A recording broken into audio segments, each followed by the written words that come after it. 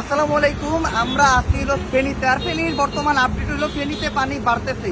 ফেনীতে যেসব এলাকাগুলো প্লাবিত ছিল না, আপাতত ওইসব এলাকাও এমন পর্যায়ে পানি উঠে গেছে যে অনেক এলাকার মানুষ আটকা পড়ছে। যেমন আমি একটু পাম্পে আসছিলাম তেল নিতে আমাদের গাড়ির, তো পাম্পে এক ভাইয়ের সাথে দেওয়া হয়েছে। আমরা আসছিল পরশুরা, তারপরে ফুলগাছি, দেন হইলো ওই ছাগলকানিয়া না কি জানি এইসব জায়গায় রেস্কিউয়ের কাজ চলতেছে। বাট আজকে এই যে ভাই আপনাদের গ্রামের নামগুলো যে জায়গায় আপনার আম্মু আটকা পড়ছে, দরবেশের হাট, রাজাপুর, সিন্দুরপুর, এইসব জায়গায় হঠাৎ করে পানি বেড়ে গেছে। সাতবাড়িয়া এইসব জায়গায় হঠাৎ করে পানি বেড়ে গেছে। পানি বাড়ার ফলে এই যে ওনার মা, উনি আমাদের কাছে এসে কান্নাকাটি করতেছে যে ভাই আমার মারে উদ্ধার করেন। কিন্তু এই জায়গার বোটের এত পরিমাণ অভাব যে রেস্কিউয়ের কাজ ওদিকেই করতে পারতেছে না। আর এখন সবাই খালি ফেনীর পরশুগ্রাম, তারপরে হইলো ওই যে ফুলগাজী, তারপরে ছাগলকানিয়া এদিকেই ঢুকতেছে। কেউ এদিকে আর আসতেছে না, এদিকে কোনো বোট আসতেছে না। তো দয়া কইরা ভাই জায়গাগুলোর নাম কি জানি কইলেন?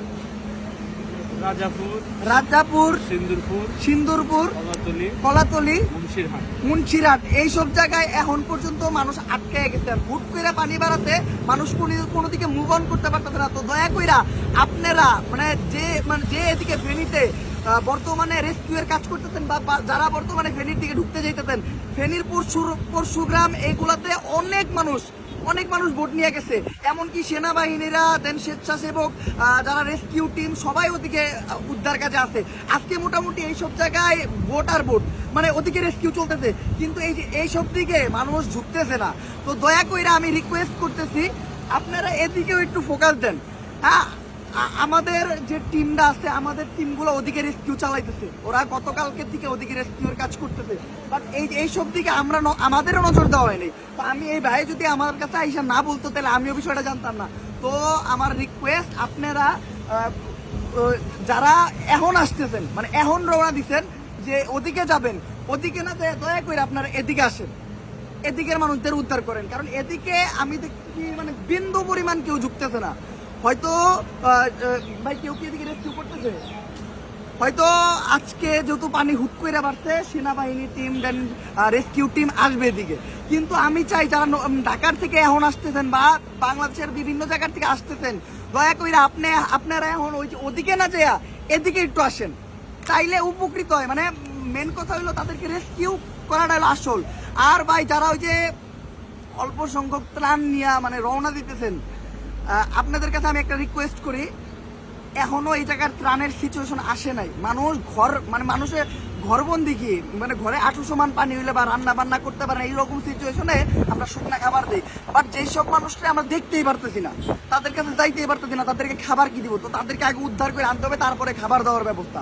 তো এই যে অল্প সংখ্যক ত্রাণ নিয়ে অনেকজন আইসা আর রাস্তায় একটা আমরা জামের সৃষ্টি করতেছি, যার জন্য সেনাবাহিনীর টিম আসতে পারতেছে না, রেস্কিউ টিম আমাদের এখনো ফেনী, নোয়াখালী এদিকে আসতে পারতেছে না। তো দয়া করে এই ধরনের জামটা আমরা রাস্তায় না করি, আমরা অনেকজন মিলা যে কোনো 1-2 জনের দায়িত্ব দিয়ে এদিকে পাঠাই, আর আমরা মানে উদ্ধারের কাজে একটু আগে আসি। ঠিক আছে? আপনারা যারা এতদিন ওদিকেই দিচ্ছেন, এই যে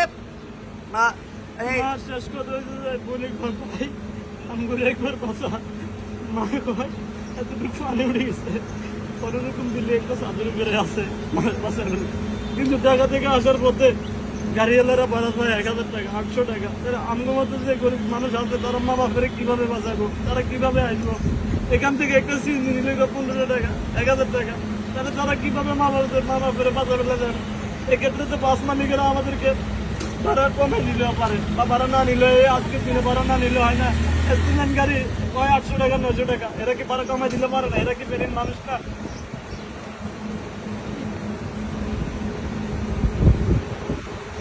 আসলে এইসব সময় যারা সুযোগ নেয় তারা কোনো মানুষ হইতে পারে না, মানুষ ছিল না। তো আমি কালকেও সবার কাছে হাত জোর করছি যে আপনারা দয়া করে এই টাইমে দরকার ন্যায্য ভাড়াটা নেন, বেশি নিয়েন না। চট্টগ্রাম থেকে আমি হাঁটি ঢুকাচ্ছি, চট্টগ্রাম থেকে গাড়ি গায়ে।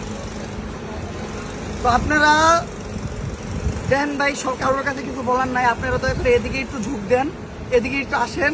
আমরা আমাদের তরফ থেকে প্রপার চেষ্টা করতেছি, আমরা আর বোট ম্যানেজ করতে পারতেছি না। ঢাকার বাইরে থেকে যে এখন আমরা বোট আনবো, এইটাও এখন আমরা করতে পারতেছি না। আমাদের হাতে আর কিচ্ছু নাই। ঢাকার বাড়ি থেকে ভুটান কিন্তু পুরা রাস্তাটা জাম। তো আমি রিকোয়েস্ট করব আপনারা আপাতত একে একে আগে আসেন, ছোট্ট নৌকা পারেন, যেটা পারেন। আপনারা এই জায়গার মানুষ দয়া করে ভাড়া বেশি নিয়েন না, আপনারা কোনো পণ্যের দাম বেশি নিয়েন না।